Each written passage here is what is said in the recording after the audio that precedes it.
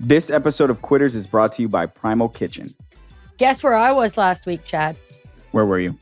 New York City. And I was staying with my cousin, whom I love very much. Shout out to Colin. Mm-hmm. Guess what he had? I was just cooking in the morning, making some eggs. What did he have?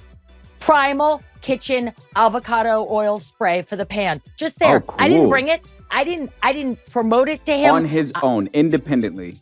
I was so happy and so proud because that is a staple in our kitchen right now. It is an absolute staple. I use it for everything. It's the perfect pan prep. I just made that word up. Delicious. Prep. Pan prep. That's a real Pan word. Is well, we have all kind of Primal Kitchen stuff in our kitchen, including the avocado pan spray. We also have stuff like the vegan sweet potato fries, the pesto keto cauliflower pizza. We just have like delicious Primal Kitchen-ness all over the place. You know, I was a child of the 80s. Back then, it was all no fat, no fat, no fat. And because you need good fats, you need plant-based oils and no refined sugar, and you also need delicious flavor so that you'll actually eat the food. Plant-based oils, you need them. They're part of your diet. They're an important thing for your brain and your body. And when I eat Primal Kitchen, I fill up, I feel good, I don't crash. I like it. I feel the same way. I feel like I'm eating real food, and then afterward, I feel like I have energy. I feel like I can just like, it's not all like squishy and lumped up in my body somewhere. I don't feel gassy. I just feel like I feel like I can lay down and I don't have to like sit up till my food digests. It's great. I'm a pretty clean eater. You are. Primal Kitchen slotted in really nicely with my current diet. They just made it easier and they gave me more options. I really like it. I like their salad dressings. I use them for everything, by the way. I use them to marinate, pour it on salads, put it on vegetables, anything you want. But Quitters listeners can save 20% at primalkitchen.com/quitters, or like my cousin did, find Primal Kitchen products at your favorite local grocery store or retailer. Do it. It's so yummy. I've always been really concerned about security. And I don't know why, right? For me, being in entertainment didn't feel secure in any way, shape, or form. And Julie, I'm sure you know this, right? You have to get picked to be on a show. And you can get fired the very next day. And there's very little security in the entertainment industry. And that to me always felt really like a very, very huge uphill battle. Mm-hmm. And I thought, I don't always want to have to be picked. I want to be able to pick myself. And so I think in the same way that I did a lot of self-advocacy with doctors for them to hear me, I did that exercise with myself, right? When I considered what I wanted to do with my life. One of my favorite parts of this whole experience is coming into this room afterward and hearing what you think about a person. I'm deeply impressed. I don't understand reality television, so I don't get it. But finding out what somebody does after becoming famous at 16, and then she's like, oh, I did it, 8 or 9 years. I'm like, that's a long time to be a household name for that long and then decide, oh no, I'm going to put myself out there and do something completely different. I'm really impressed. What do you think? I mean, totally impressed by her, what she's built as a business. Each of these conversations takes on a different tone. My first feeling was, here's CEO person. Are we going to be able to get to know a person here? Or is there someone here to sell us something? And I'm familiar with CEO person. I found myself in my head trying to figure out, like, how do we get to how do we get to that other shit? But also at the same time, knowing this is really important subject matter, specifically in your life right now, you as Julie. Don't get in the way of what's important here, which is like, I think Julie probably needs to connect to and talk to someone else who is kind of in some similar shoes to hers. That is very generous of you, Chad. I really appreciate that because I was thinking to myself, oh, I could just ask her business questions all day. But, we are interested in how people make room in their lives, how people shove one thing aside.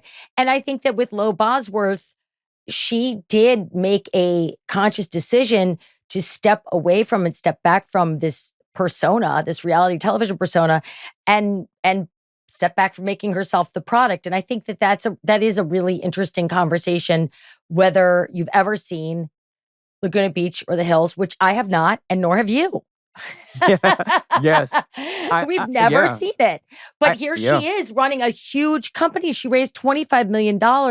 And how do you, I kept thinking last night when I was reading her Your Favorite Word dossier, I was like, who gave her permission? And she seems to just have that confidence. But I appreciated her vulnerability in talking about that, her dark moment.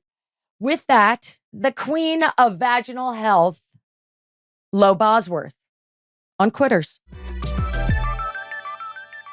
Hi, I'm such a fan of both of you. How are you? What? Thank That's you. not true. Hi, Lo. Do y'all know Welcome, each other? Lo. Have y'all met already? No, never. Okay. No, but I'm a fan, obviously. I've seen your delightful show and it's so funny and the podcast is great. So thanks so much for having me. Well, thank you Thanks for for taking the being here, time. man. We really appreciate it. And Yeah. we're really excited because you are can I say you're a boss bitch? Do you like that? Or do you like, no, that is not an okay terminology. You get to name yourself. It's totally fine, but I think people have been moving away from like girl bossing because it's become this like controversial term, and it's speaks to privilege and all of these different things. And I don't. Does girl I'm just- boss speak to privilege? In what way? I think that it does, because I think generally, like most of the girl bosses that have been highlighted over the past couple of years generally are white women who come from a background of privilege. And so I think it creates a space that is not particularly inclusive for other types of founders. While white women are certainly not as marginalized as Black women, it is not.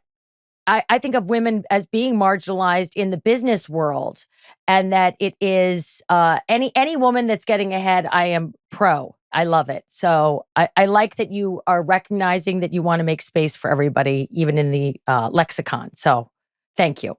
Yeah, I think it's especially important in the wellness space. The wellness industry and category was, created for white women generally, and that has been changing a lot over the past couple of years, but that's part of the general discourse that I think as a founder, I try to have, conversations about with people and just bring awareness to it, right? If you think about a lot of wellness brands, you see a lot of white faces.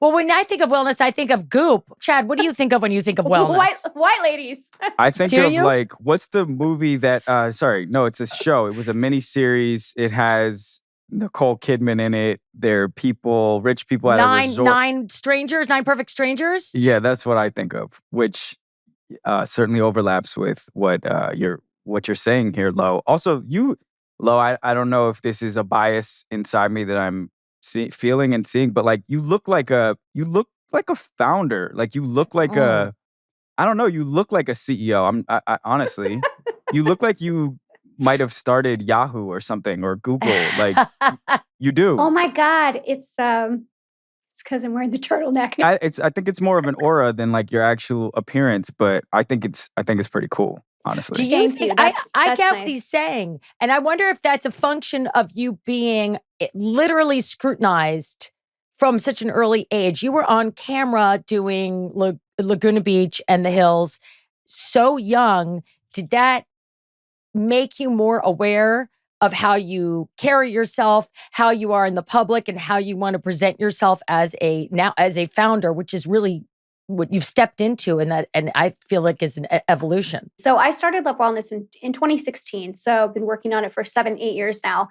And when I started the business, we were focused squarely on women's personal care and creating innovation in really a white space category. Because in 2016, if you went to the CVS or whatever, it was all legacy brands. There was nothing new. There was no innovation.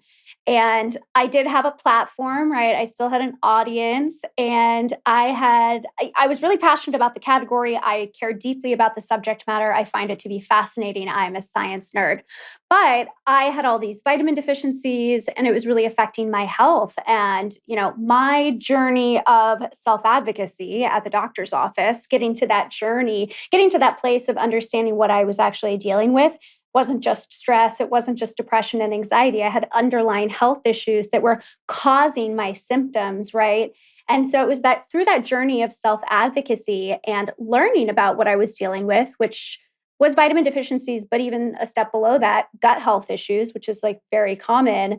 I started to learn that there's so much to the category and I'm so interested in it and so passionate about it. Why couldn't I be a voice in this space, right? And it's interesting because I've started to make more TikToks lately. And as everybody knows, TikTok is a very different social media platform than Instagram. TikTok is like, it's wild, right? It is so wild. You don't control what you see. You don't control what you see. In what sense? I don't know. So I made a video recently because I had a book come out and the book connects the gut-brain-vagina axis and it demystifies the science behind it. And we point to our board-certified doctors and a board-certified dietitian who created a plan to help women heal their GBV axis. And when I talk about the subject matter on TikTok, because I've owned the company for 8 years, I care about it, I should be educated on the subject matter, people come at me and they're like, what are your qualifications? Like, well, I'm actually a founder and a CEO. I'm not your doctor, but I know about what I'm talking about and I have a platform. So I should be able to communicate information to you. And you have to remember, as somebody who is viewing videos on the internet, that context is everything, right? Just because I make a short video about a topic does not mean that I'm trying to be controversial or inflammatory or I'm right or I'm wrong. In general, this space can be controversial. And I was thinking to myself this morning, I thought, if the founder of Hims was making TikTok videos, would people come at him and say, what are your qualifications? Like, why are you somebody that can run this business? And so I think for me, I'm overcoming the reality TV narrative and just the, building a women's business narrative in general, but we're trying to explain that what we're doing is valid and someone who was on TV can be a founder and an operator of a business, right? This is my job that I've been doing for the past 8 years. So you just said something that one of my favorite quits and that I always talk to anybody who's been in the public eye, and that's almost everybody that we've interviewed, is you just said you read the comments. And I quit reading the comments like day 2 of social media. Chad and I talk about this. Like we go back and forth. Like, do you read the comments? Like, sometimes you feel you can't help yourself. Where do you stand on that? I try to be somewhere in the middle because if you read every comment, you need to go to therapy every single day. And if you don't read the comments, you have no real sense of what people around you think about you, right? So you have to read the comments to a certain degree to understand the perception of how you're communicating and what you're saying. And it's interesting because I've actually, in a very short period of time, changed the way that we're creating content at Love Wellness by always talking about, our doctors, our experts, our whoever at the top of a video. Otherwise, people are like, who are you? What is this about? Da, da, da. People want that sense of satisfaction, but also safety and security because these are personal care products. So I understand, right? If I saw some girl who was on reality TV, I would want to know who was behind the business and the qualifications. So it's a fair question, but I am learning as I go how to present myself on a public platform in 2023, which is very different from 2016. You're CEO, formerly a reality TV star. I've read, we have a little dossier of research that we're using, as background for me. Because I'm going to be honest with you, like I have no relationship with you as a reality star. I've never seen you on TV before. I'm just being completely honest. Like I've never seen you until I got this dossier. And I very much believe, I'm telling you because I think it's cool. I'm not saying it obviously, to You were I on like two that. super huge, shows. So, but I'm saying that to say I have no relationship to you outside of you as a CEO. Julie is a performer. She's a producer. She too also now is a CEO. Like, I want to ask you about identity. Did you at some point did you feel like you had to choose the identity of CEO and step away from the identity of TV star? Or have you always just been Lo and whatever you are is what you are? Identity has definitely played a role in it. For me, when I was on reality TV, I was, a supporting, what do you call someone on reality TV? A character? I have no idea. What Character? do you call yourself? Because I was that star, you? I think. Personality? Yeah. I was always more in a supporting role. And back when I was in high school and first cast, I talked to Adam DeVello, who is the executive creator, and I said, Adam, I'll make you a deal. I will do the show as long as I don't have to really get in the mix and date boys on camera and really share my personal life. Because I think at the time I was just a child and I was embarrassed to share that stuff with the world. Ultimately, in hindsight, I think it was a really helpful decision for me in the long term because it has helped me kind of move forward, right? I have less things stuck to me, right? Oh, that relationship. Oh, that drama. Oh, that thing. And so for me, though, it turns out I was not particularly comfortable being on television. And so I did it for 8 or 9 years. And it was a great job, right? I was 20 and I was getting paid a lot of money to be on TV. And so I thought, this is an incredible opportunity. I'm not going to say no. I'm not totally comfortable with it, but Pandora's box is open. So how do you make the most of it? And I ended up moving to New York 11 years ago because I think I was trying to run away from Hollywood and from entertainment because it made me uncomfortable. It doesn't make everyone uncomfortable, but people knowing who I am and staring at me and talking about me, it's not the best feeling. It does not fill me with joy, right? And so I think I have been trying to move away from my past and create this new identity, right? And in the position of a business owner and operator, CEO, that has certainly helped, but that's not a role that I'm playing, right? I think I have always been an entrepreneur and probably would have always ended up running a business. And so this is where I feel naturally the most comfortable. I mean, there's so much already to unpack in what you just described. Yeah. You were 16 and you told the producers, I will do this show if. How did you have the agency? I'm 34 and I have a really hard time telling somebody, like, I'll do this if you do that. Like, how did you even find the gall, like the agency to tell somebody that as a teenager? I don't know, just always been bossy. But Is that wait. true? No, but you were 16 and there was no such thing. I mean, the only reality television at that point was MTV. There was like Road Rules and maybe Big Brother kind of. Was Big Brother maybe back then? There wasn't that much like Laguna Beach when it came on. There wasn't. Honestly, the only thing I can say is that I did not have this like profound understanding of the future. I just was too embarrassed as a kid to want my parents and my community to see me doing otherwise private things on television. When I think about why, that's really why. Mm-hmm.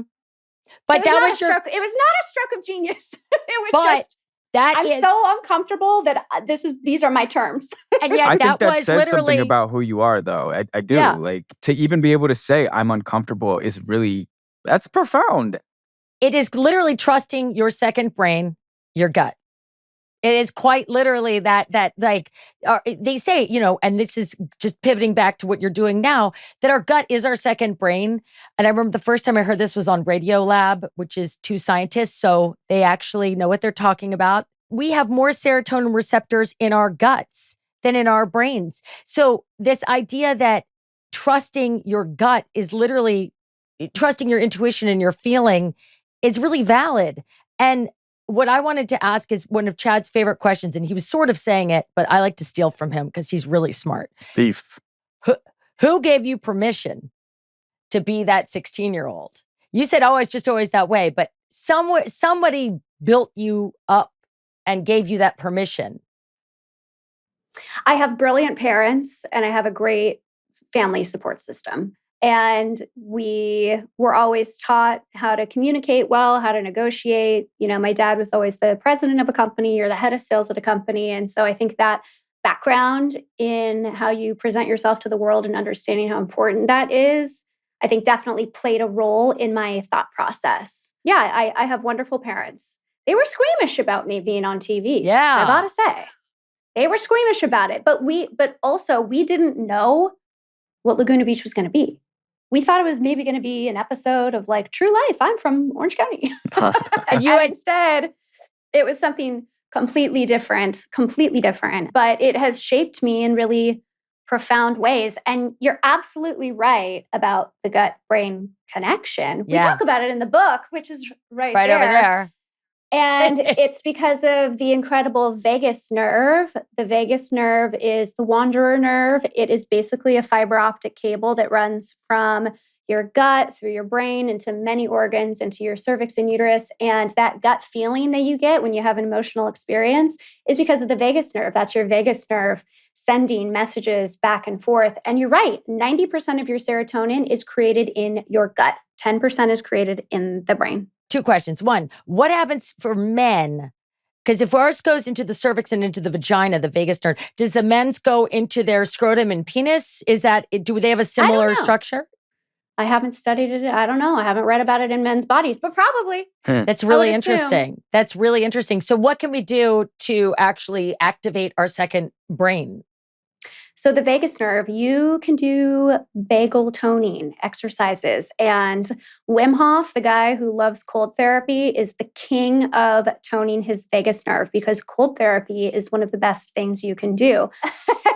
Singing is also a great vagus nerve exercise.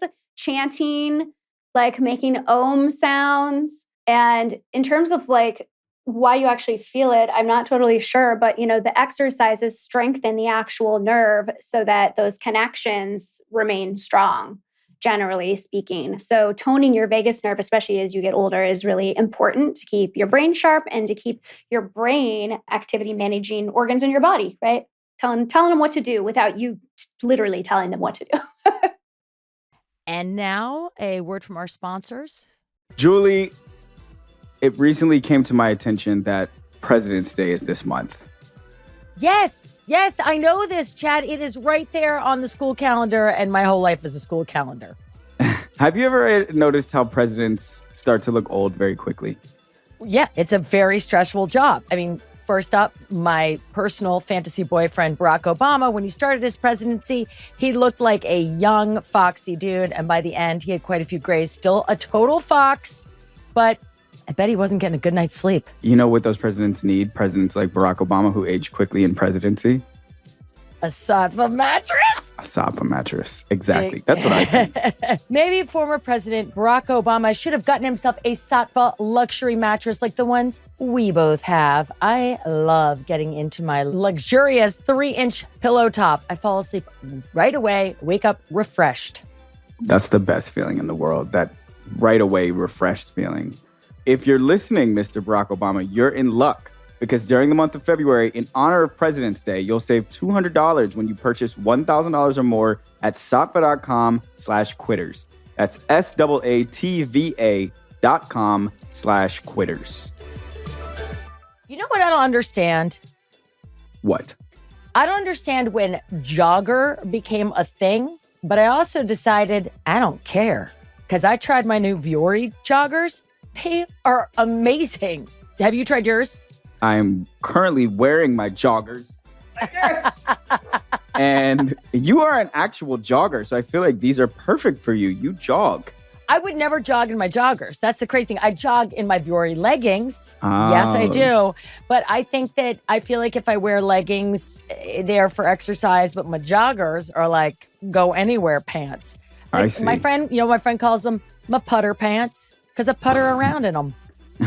I putter, but they look nice. They feel good. Oh, they look so good. They're just everyday pants that you don't feel like you're a schlub in. That's right. They're designed to look great in everyday life outside the gym. That means you can wear them to a coffee shop, walking to the park, going on a date, going to a bar, going to a friend's house, going to a book club. They look great. And they're so comfortable. Oh my God, they're so comfortable.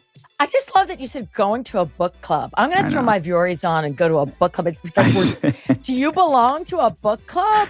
No, I don't. I think when I looked at you, I saw a book club and I just said it. Well, back to Viore then. Fine. Viore is an investment in your happiness. For our listeners, they're offering 20% off your first purchase. Get yourself some of the most comfortable and versatile clothing on the planet at viore.com/quitters. That's VUORI.com/quitters. Not only will you receive 20% off your first purchase, but enjoy free shipping on any U.S. orders over $75 and free returns. Go to viore.com/quitters and discover the versatility of Viore clothing. You didn't want to be a part of Hollywood anymore, basically. You wanted to you're here in New York. I'm also here in New York. You wanted to have a little bit less of like people in your private life and people wanting to see what's under there. Was there anything like, were there any inciting incidents or were there any like real mental turning points where you decided, like, no, that's enough of that. I think I've had enough of that. I think I want a different life. We all have these fears that come down to really our survival needs and instincts. If you like read about where all of our fears manifest from, it's really like, do I have a home? Can I put a roof over my head? Can I eat food? Am I healthy? It comes down to our basic survival instincts. And for me, I've always been really concerned about security. And I don't know why, right? I haven't like unpacked enough in my childhood to understand why. But for me, being in entertainment didn't feel secure in any way, shape, or form. And Julie, I'm sure you know this, right? You have to get picked to be on a show. And you can get fired the very next day. And there's very little security in the entertainment industry. And that to me always felt really like a very, very huge uphill battle. And I thought, I don't always want to have to be picked. I want to be able to pick myself. And so I think in the same way that I did a lot of self-advocacy with doctors for them to hear me, I did that exercise with myself, right? When I considered what I wanted to do with my life. Because actually when I came to New York, I'm very passionate about cooking and nutrition.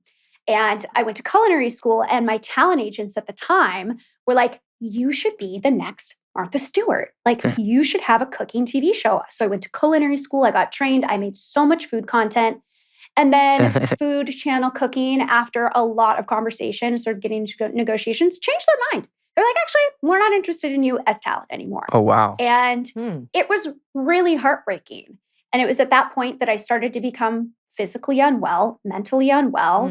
And eventually I started Love Wellness as the result, right? So it's like I had this quarter life crisis from a career perspective. And that was kind of the final straw. I was like, okay, I cannot rely on this industry that does not want me back. I have to do something with myself and create something for myself. That's a mouthful.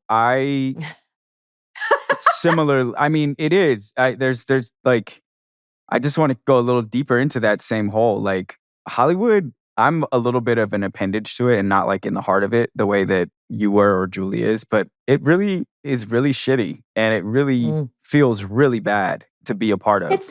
It's mean. Yeah.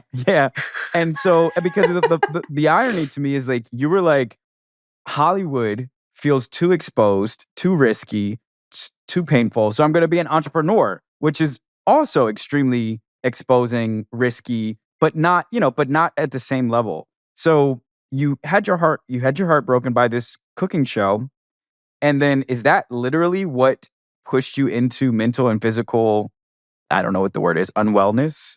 It certainly contributed to it. The stress of that experience contributed to physical symptoms of discomfort that I was already beginning to experience. But any kind of trauma or stress definitely, raises your cortisol and exacerbates things that you are already feeling in your body, right? It takes something and it turns it into a hyper-inflammatory response in the body.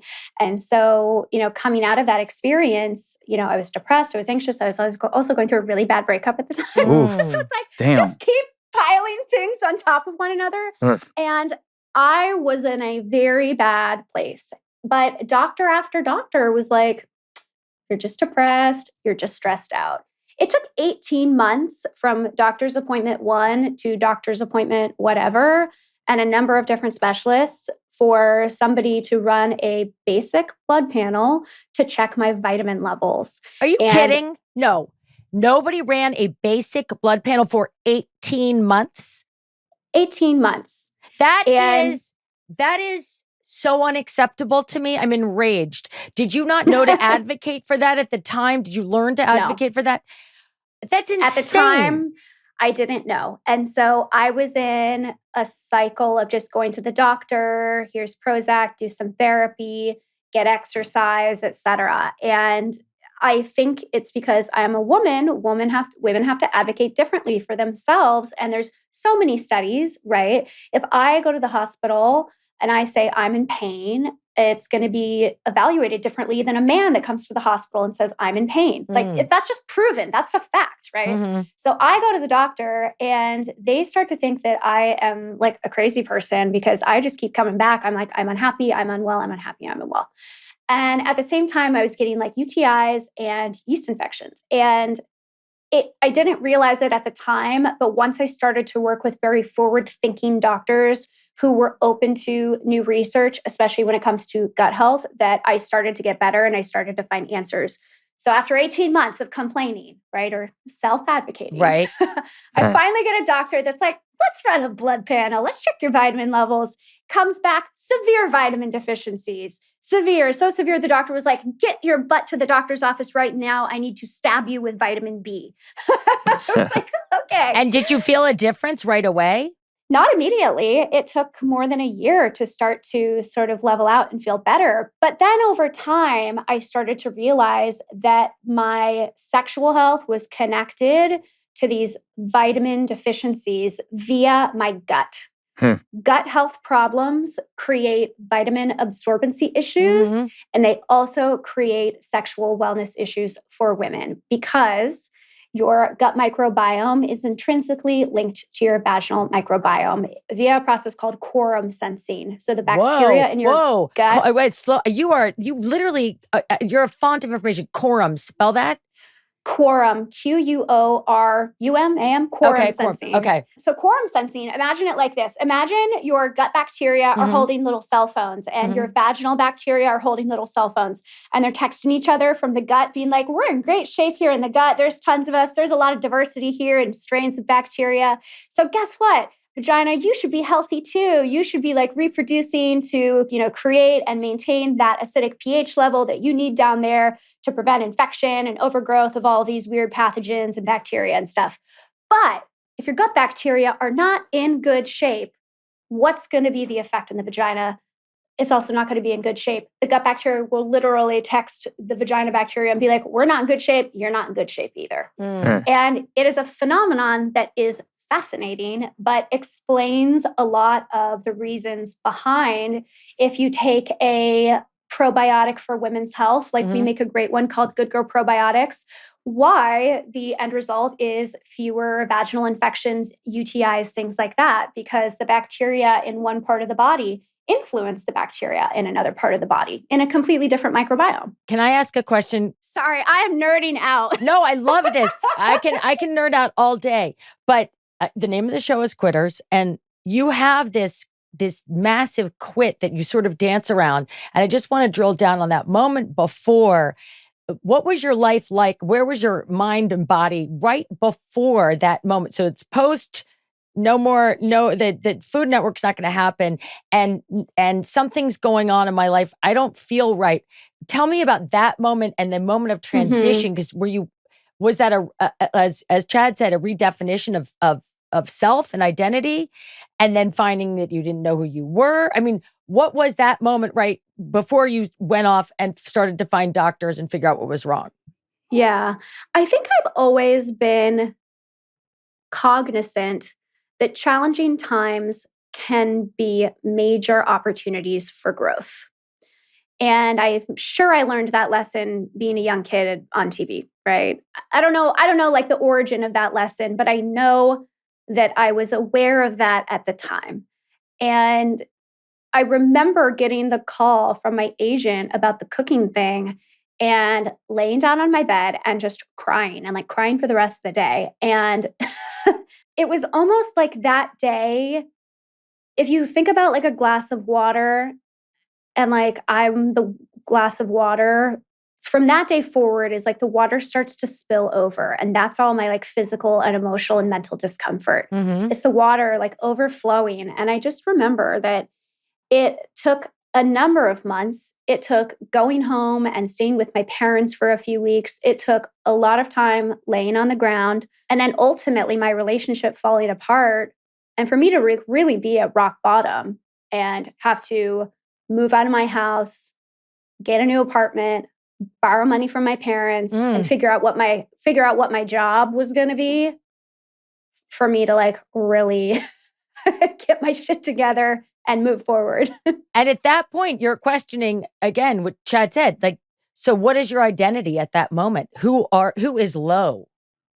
I don't know. I was just too depressed. I was too depressed to even know what my identity was. Mm-hmm. I was just sad and I felt like a loser because I had been rejected from this thing that I had been working really hard at for a while. Mm-hmm. And I didn't know what to do or how to carry it forward. And it was like my illness was a blessing in disguise because it gave me something to fix and to focus on and to uncover and understand. And I'm somebody that always wants to know why. And for me, I felt like what I was experiencing mentally was not just mental, it felt physical. It's that gut feeling, Julie. It's the gut feeling. I knew in my gut that something was wrong. I just knew it. Right. And so that became my next adventure. I'm an adventurer. But you didn't have money. Go ahead, you're an Chad. adventurer and you're also an achiever.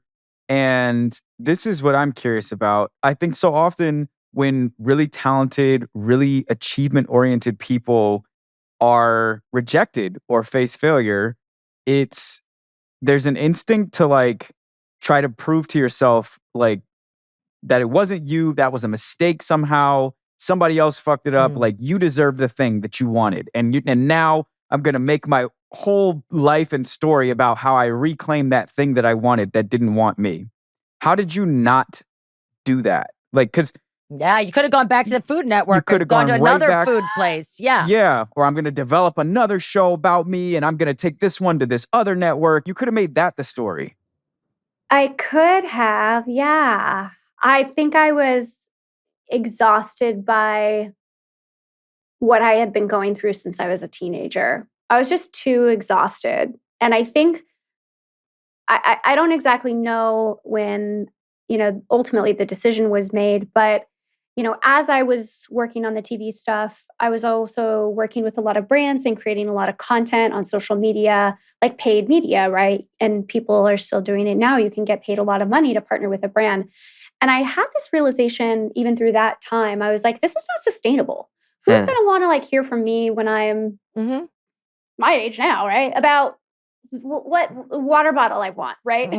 It's not sustainable for somebody who doesn't have a consistent platform or audience to always expect that this can be their job or their life or their career. I realized that very early on. And I think I had just totally reached my limit with entertainment. I just was like, I am so sick of other people choosing for me, whether it was on the show that I was on and directors and producers decide your character is going to be in the background in some editing room, or people who were looking at my Instagram deciding, okay, I'm going to pay Lo to talk about this product, right? It just felt so much like nothing was in my control. And it comes back to that original place of like needing to be secure, right? Needing to be able to pay my rent to go to the grocery store. I worry about those things, maybe not in a rational way now because, my business is really successful, but part of me wonders, have I worked so hard because like, that's my like origin fear, right? But that makes perfect sense. And it makes perfect sense that you would, there's the hierarchy of needs. And when you don't feel like those are being taken care of, you can't get on with the business of being well mentally and physically. Correct. You've got to take care of that hierarchy of needs. You said, I got so sick of it. Is it fair to say, and I'm putting words in your mouth, that you got sick of being the product? Yes, absolutely.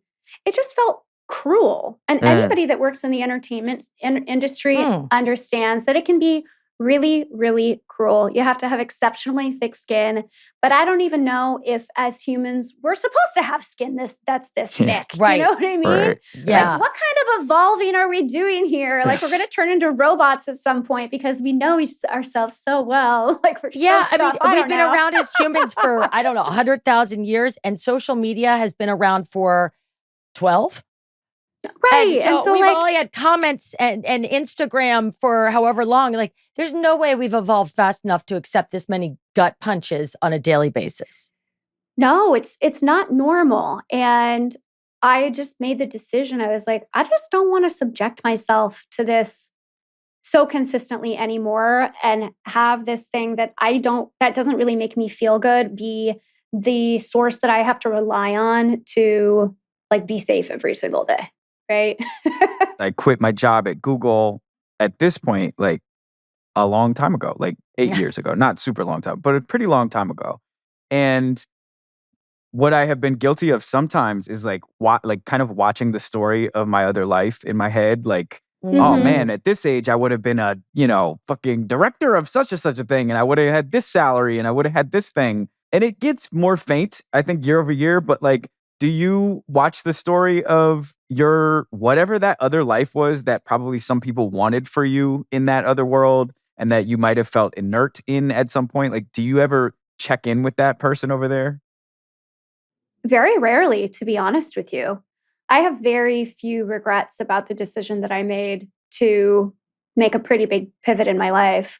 I would say that my old life and my new life are still connected because of the internet, right? Like because of social media, I still have an audience and a platform. And so, of course, I'm going to use it to have conversations with people, right? But no, I really don't look back with regret very often. I think I made a good choice for myself. Ultimately, I'm so much more comfortable in my life now. Like walking the streets, being anonymous, except when I'm on TikTok and people are talking shit at me. I love that. People always say to me, my mom, chief amongst them, she has this wonderful thing she says that is meant to be very nice, and I love you, Mom. But it is, we used to, at the height of sort of Modern Family fame or whatever, we couldn't get through lunch without a lot of interruptions. And now we'll be somewhere and she'll go, isn't it wonderful? We've been here for 3 hours and no one has even looked at you.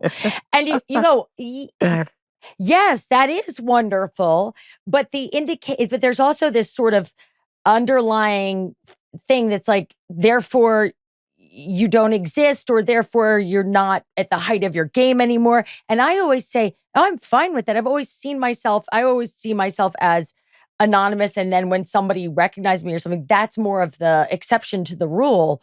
I love hearing you say, I like being anonymous, because I feel like nobody believes that. Do you get challenged on that? No, not really. Good. But, I think New York is culturally different from LA in that way. Yeah. It really is. So people are too cool. And people are too cold. No, they're cool. People are They're too cool. busy. Admit it. They're in a rush. Nerd out. They're not. Yeah, they got their own shit going on. Yeah. You see so much crazy shit in New York City every day that it does not matter if Lady Gaga walks past you. And she has. I was like, there's Lady Gaga another day. Like, people here just have something to do, have a place to be, and we are constantly dealing with stimuli all over the place, right? And so for somebody like me, I'm like, I just cruise through my day and like nobody cares about me, and that is delightful. It means that I have like recaptured myself, which is just my own person. I remember 2 experiences when I was like 17 when Laguna first aired. The first was at a pizza place in Laguna, and it was like right after the show had premiered, and like it was a place that I used to frequent twice a week in high school, right? Like with my pals. And all of a sudden, people there were like staring at me. And then another time was at Forever 21 at the mall. The mall. And the mall. And people started following me around. And I was like, oh my God, I hate this. You hated it. Is so uncomfortable. So uncomfortable. Did you feel unsafe in that moment? I just felt judged. But I don't know why. It's not like they were like saying things at me that were impolite. I just was like, why are you looking at me? Yeah, that's I totally get that. And I've talked to Chad about this because he's like, you got to love being, and Chad, you might have evolved on this since you first said it like a year ago or something, that it's got to be great to have all those eyes on you. And I was like, no, I feel a sense of shame. It always feels like someone's catching me like on the toilet when they are staring at me when I'm eating or something. It feels like something's inherently wrong, and I can't put my finger on it, but it's not okay. And what I think I said, but we have it on record, but what I think I said was, I don't even think I was weighing whether it was good or bad. I was saying I wanted it. And you did. That's true. And I want it a lot less, even just after a year. Yeah. I mean, probably from a year of talking to people who keep telling me that it sucks, like from doing this show. Right. Well, think about why you would stare at somebody, right? It's because like there's something on their face, or I don't know, something is atypical with what you normally see. And that's why you stare at somebody generally, or you think they're like really handsome or whatever. But it's not because it's like not normally for good reasons that you're staring at somebody. And so if you think about that on the receiving end, you're like, why are you looking at me? Right. What's wrong with me? It feels like an objectification. We used to call it celebrity petting zoo, because you become a llama or like a cute like pig that they want to, take a picture of. Take a picture of, yeah. Yeah, and you're like, wait, hi. I'm like, I'll talk to you, but don't walk up and just like put a camera in my face. It doesn't feel like I'm a human anymore. And it sounds like in the current iteration of Lo, the one that you feel very comfortable in, you are not an object. You are a directive. You are the prime mover of your reality right now. Is that fair? Yeah, absolutely. So can I ask you how you started that? Because you went from, again, so you're on your bed, you're crying, you broke up with your boyfriend. I'm shorthanding it. You asked for money from your parents, which made me like, just what's worse than when you feel like you're independent than to have to take a step back. All my empathy there. And then the cooking show doesn't go, and you decide, you go through your health journey and advocating for yourself. At what point you go, I'm going to do a business here, and this is how? You sit down and read a book? Do you talk to friends? Did you go to your corporate contacts from your Instagram days? There are a lot of different moving parts to ultimately sort of getting to the place where I wanted to start the business and how I did that. But it's when I started to have positive results on the health journey, whether it was taking probiotics or switching out the types of products I was using from toxic to more clean, safe products. Because the reality is, and there's not broad recognition of this, but it's growing, the idea of like bad ingredients in skincare and beauty also applies to women's personal care products, right? So like same thinking, right? But back then, nobody realized that. So, different doctors, et cetera, were able to help me identify that and understand that things I had been using could actually be detrimental to my health instead of safe and effective, which is generally what we've been marketed, by companies that make products like these, right? Or like, oh, you're going to like smell like a summer's breeze. It's like, it turns out it's going to give you an infection. It's going to strip you of all your natural, good vaginal biome. It's what that's going to do. Yeah. Is not great. Yeah. Yeah. And now a word from our sponsors. Hi, Chad. Hey, Julie. Did you get your Green Chef? Yes, I did. And I ate it. Oh, man. Wait, which one too did you get? This is cheesy artichoke chicken sandwich. That sounds good. Sesame ginger pork bowl. And they were both fantastic. They're both really good. Mine were really good too. Mine was like a Parmesan chicken, and then I did a veggie one. There was a veggie pasta with like creamy chickpea sauce. And my kids were super into it because they always say I can't cook, which I can't. I'm very bad at it. But Green Chef made me feel good about it. I felt good about them because they have zero waste. They are carbon neutral. I felt good about options. Yeah. They now have 30 plus recipes weekly. That means that you can eat different stuff every time you eat Green Chef. There's food for everybody on there, whether you are a vegetarian, a vegan, keto, paleo, or just just really dig food and want to eat it.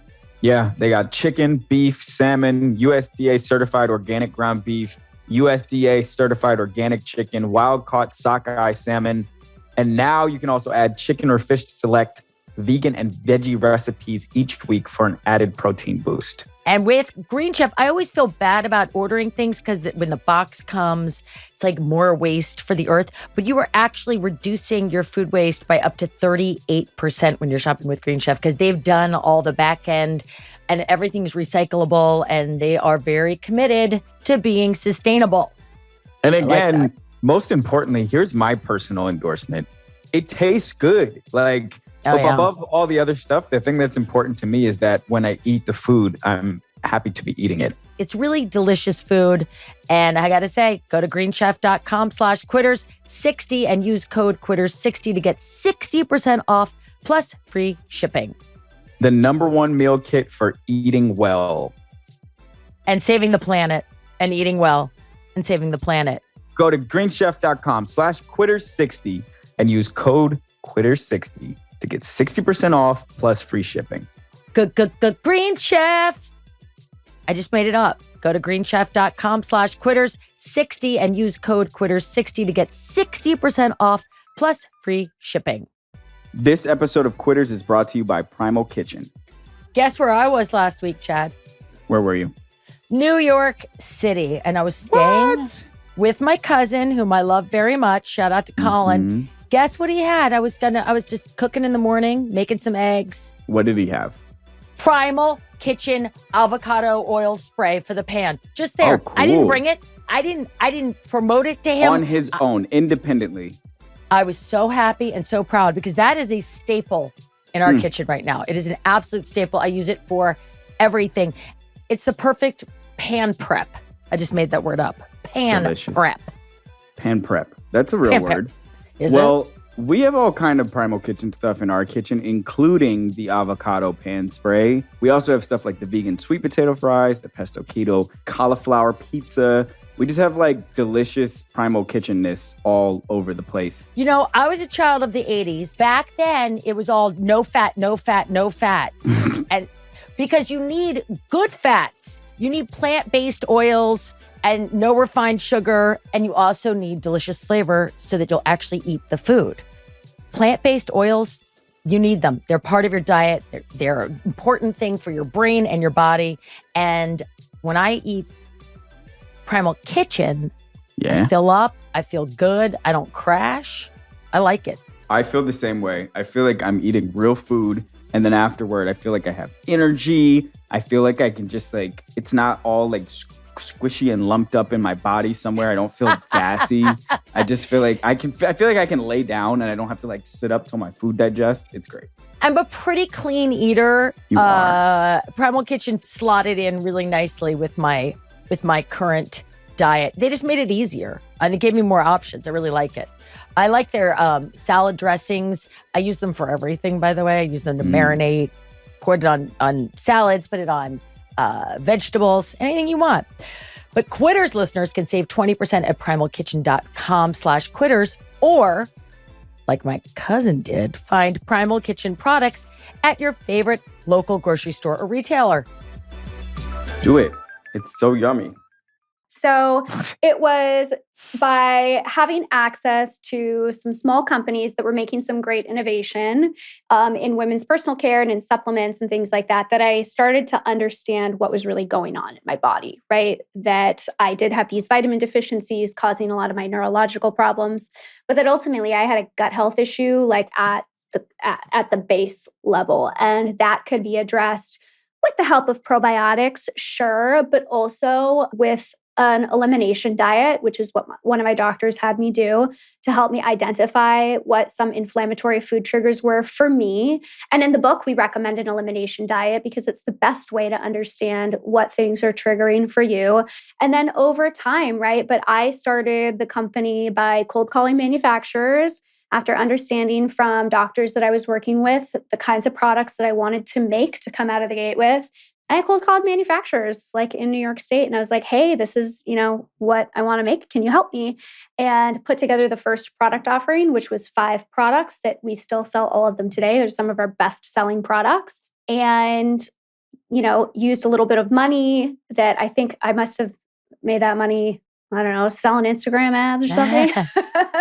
But, I bought 1,000 units of each product. And that's tiny. That's like the tiniest amount you can buy. Now we do runs of like, hundreds of thousands of, particular kind of product when we put in a PO. But I am somebody that is very entrepreneurial at heart. And like, I love building stuff. It's like, side note, one of my next projects is going to be a farm. And I'm like thinking about how I'm going to like make this like farm in my next life. So I like love building stuff, making stuff, ideating. And so I was like, these are the products. These are the funny product names that like get you into this universe that I picture women's wellness can be, which is colorful and beautiful and safe and educational and based on, evidence-backed research, for products that women need. And I wanted it to be attainable and fun. But back to the story. So I cold called the manufacturers. I ordered the MOQ, minimum order quantity of different products. And I built the first Shopify website myself. Wow. I did all the customer service myself for the first 2 years. And the only channel that I used to talk about the brand was my own Instagram. I don't think we paid to acquire a customer until year 3 of the business, but I was able to grow a big enough business just using my own channels the first 2 years that we were like immediately profitable. And it was like a really interesting experience out of the gate because when I first launched, a lot of the press that came out was very like wink, wink, like smile, like this girl thinks that she can like start a women's Isn't wellness this company. cute? Right. And like also there was a lot of why is this valid questioning happening? But they like now, the health and wellness journalists totally understand the category and understand the vaginal microbiome. They just weren't educated on it back then. So there was a lot of like winking and smiling and asking, why is this valid, right? Like, why do you need a vaginal probiotic? Like, why would a cleanser without fragrance in it be important or valid? And it's like, well, it's because all the products that existed before for women are shit. And whether you want or you need a personal care product, both are valid, right? Whether you need something because you have an infection or you want a cleanser because it makes you feel more self-confident in your body, both are valid. Right. Right. And so can you make products that are safe and effective and address both of those needs, right? Address both the want and needs that women have. And so that's what I went to work on. And over the course of the last 8 years, the team has grown. I've gotten much savvier and skilled at communicating the message of the brand and why we make the products that we do. Because just like in any company or in any job, you learn over time, right? And so we've learned more. More research has come out. We've launched more products. We are now in more retailers. We're a best-selling brand at Target and at Ulta. You can find us in the front of the store when you walk in. And so I started very small, and now we're not very small. And that means at a certain point, and because I'm notoriously cheap. I have 3 kids in independent school. That's where all my money goes. God love them. But I won't pay for Crunchbase. Crunchbase, if you're listening, I'd love to get like a discount. So I looked you up on Crunchbase and I could only see half the information because they fuzz it out. And I'm like, she's done 3 rounds of financing and it has 30 employees. Is that correct? We're, I think, at 32 full-time headcount right now. And you've I'm done looking out there at people, but I think 30, 32. And you're like in an office. Yeah, we're in our office in New York City. I've raised through our Series B round of financing. So I've raised $25 million. Oh my God. We're private equity backed. So we're very focused on, fiscally responsible operation of the business. We have never spent a ton of money on marketing. Like, we're not venture backed. We have never believed in the throw $10 million against the wall and see what sticks, for top line revenue at all costs type of approach. So you haven't given away a bunch of your company. I am the majority shareholder. Yes. Just giving some of it away to the private equity. Correct. That's coming. Yes. But not as much as you would with venture. VC. It's one thing to advocate for yourself at a doctor's office. You're the owner of your body. You can doctor shop until you find somebody who understands where you're coming from. It is a completely different thing to walk into rooms of predominantly dudes, but where the power structure doesn't look like you. And Mhm. ask for money and stand there and say, vagina, vagina, vagina. How did you become a person that can then also stand in front of those people with a PowerPoint presentation talking about, quarterly sales and still talking about women's health in a serious way that doesn't make everybody blush and feel weird because no one can say the word vagina without getting all funky? Well, I would say that in America, when you talk to these people, they are incredibly focused on building strong businesses. And there is broad awareness that women's personal care is one of the largest, fastest growing consumer categories out there. So everybody takes you seriously. They may not want to like talk about vaginal health per se, but they are really interested in your business. Because they're looking at the numbers. And They're you looking weren't at like the numbers. you were not like a 25-year-old little dude bro with, cargo shorts on. Like you had a business already. Like you already were revenue producing, right? Exactly. Yeah. So I was in an extremely fortunate position that I was able to start my company on my own. And I had 2.5 years worth of data and proof points to go take to people. I said, I have already proven this out. Like Right. I'm profitable. It may be tiny, but I'm profitable. And there is a business and an opportunity here. And at the time when we first started to advertise on Facebook, we were getting like 7-8 ROAS on our ads, which is like crazy. Nobody gets that kind of Wait, what's a ROAS? Tell our audience what a ROAS. It's a return on ad spend. And so us. if you Sorry. And us. Sorry, what? And us. She said, "Tell our audience." I was like, "And us." And us. Thank you. Yeah, your ROAS on an ad. So let's say we all see ads every single day, right? If, I spend $1 to push you this ad, I'm going to get $7 back. Got it. If that's like your ROAS score, which is incredible. Right. Hugely profitable. So we were one of the first brands to create new innovation in the women's personal care space. And more brands now are popping up, but they were very few and far between 2016 and 2019. The other big players are the Honey Pot and Real.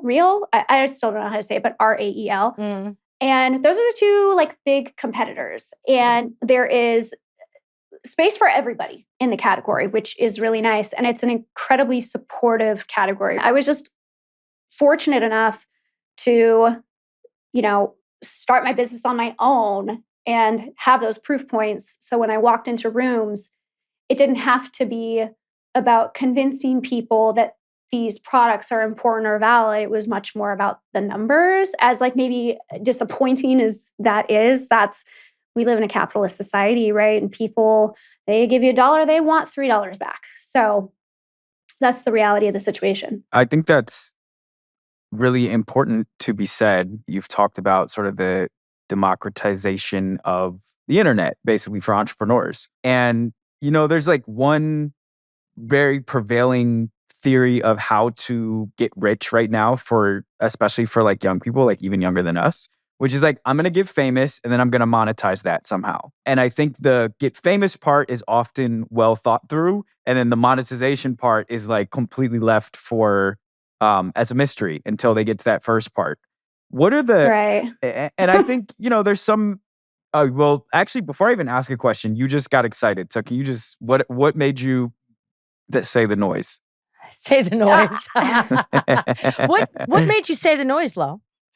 I'm just thinking about businesses, agencies that like go out to famous TikTokers and they're like, hey, we'll build you a brand. You can own 15% of it and we'll do all the work. 15. How about 5? How about 2? You're essentially a temporary salesperson for that product. To have actual ownership is what it's all about. Correct. Yes. So it's interesting, Chad, because I haven't heard that, but I believe you, right? That's very obvious that is what's happening, right? Yeah. Like get famous and then figure it out. I don't know. And I think But sometimes the figure it out is a farce. I think what they actually want is to be famous, and they're telling yeah. themselves, "I'm doing it so that I can make this a career." But like, I think they really just want fame. But I'm sorry to cut you off. I mean, maybe not. I don't know. Like Yeah. maybe some of these people are very entrepreneurial and they see that, having a platform provides them with the ability to connect with an audience and at least get their foot in the door, right? Or get Yeah. their proof point. So I don't think it's necessarily bad. And yes, I do really believe in the democratization of the internet just for content creators in general, right? And this goes back to my days in Hollywood, which left me disappointed, right? Because I was like, I'm smart, I have value. Just because you don't see it doesn't mean that I can't share what I believe with the world, right? So social media is amazing in that way, right? It's mostly free. I know you sell all your data, but we can talk to each other on Instagram and it doesn't cost us anything, right? Like it doesn't cost anything to build an audience. You don't need a production studio. You don't need a director. You don't need all these things, right? You can just get on your phone and have a conversation. And in that way, the internet and all of these platforms are beautiful to me. And it gives so many more people an opportunity to build a brand, right? I or agree. Yeah. get And a job or and have a conversation. And so that way it's brilliant. you mentioned your father had a background in sales. Obviously now you have taken the mantle as a like extremely successful entrepreneur. Where are the for someone who is able to build that sort of platform, like a huge let's say like 4 or 5 million followers on TikTok or Instagram or whatever, like where are the limitations in terms of what that can translate to in terms of business success? Because you had so much more than just a platform.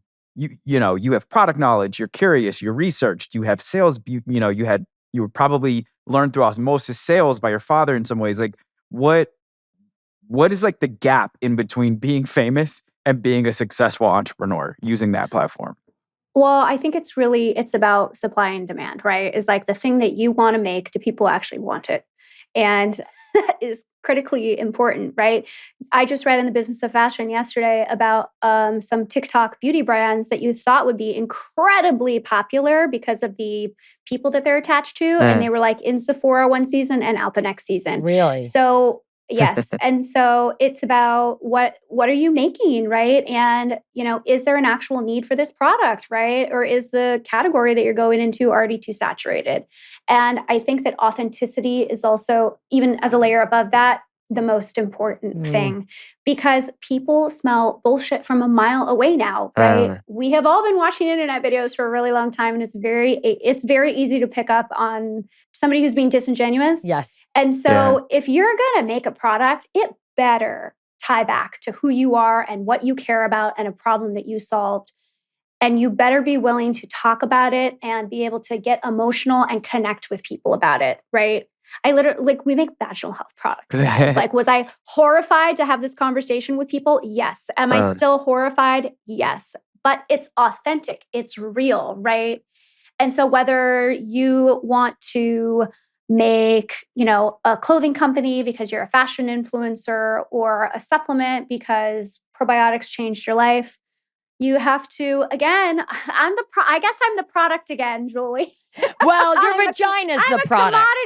I'm a commodity again, but at this time, at least I am 95% in control of my narrative. Yeah, you absolutely are. And your product is outside of yourself. You may be using your channels and you may have used your reality fame to launch it, but if you sold the business tomorrow and we're no longer affiliated with it, it would grow. It would continue to grow as long as the message remained authentic, because it is a product that is really great and necessary. And women, if you have not paid attention to your gut or vaginal health, please do so. You said a few minutes ago, that you love building things. You love creating. You love ideating. You love this press of creation. And you're thinking about doing a farm and doing I imagine doing some sort of food nutrition aspect with that.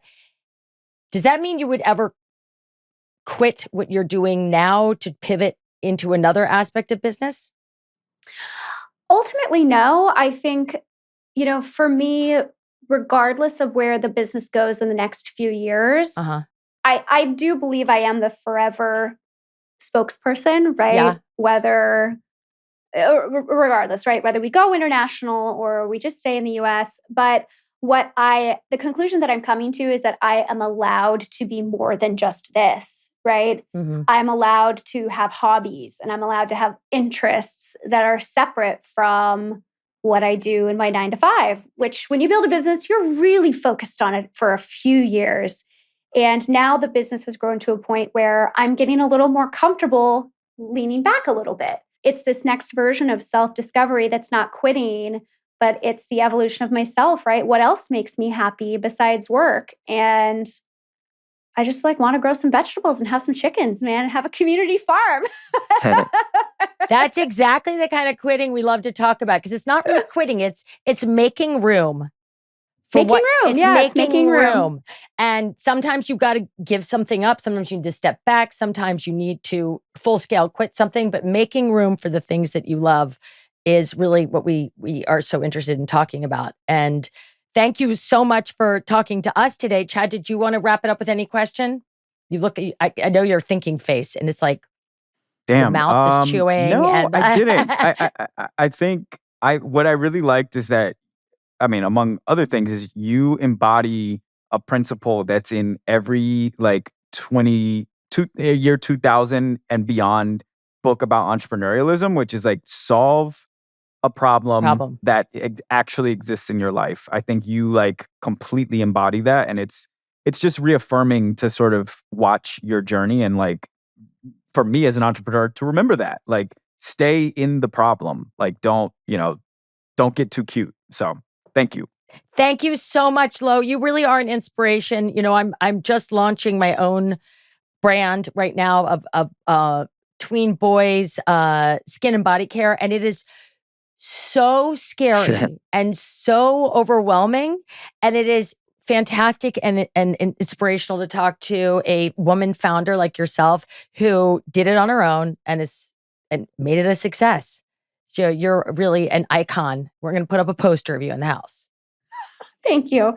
That's very nice. I really appreciate the space and the opportunity to chat with you both. And I know it's for tween boys, but I want to try that skincare. I am a product queen. Send it my way. It's all clean. It is all completely clean. We just got our bunny rabbit clean today, too. We were very happy. See, look at how smart I am. You probably know what bunny rabbit clean is.